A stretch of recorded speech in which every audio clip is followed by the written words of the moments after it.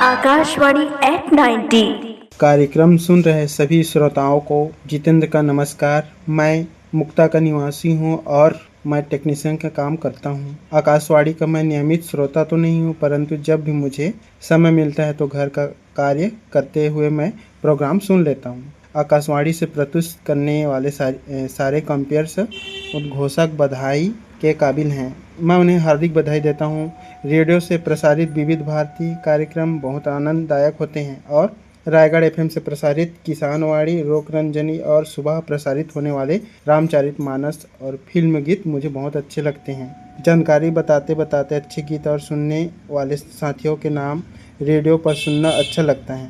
Mobile में FM सुनना और सबसे बड़ी बात काम करते करते सुन लेना ज़्यादा अच्छा होता है। इससे हमारा काम हो जाता है और सुनना भी।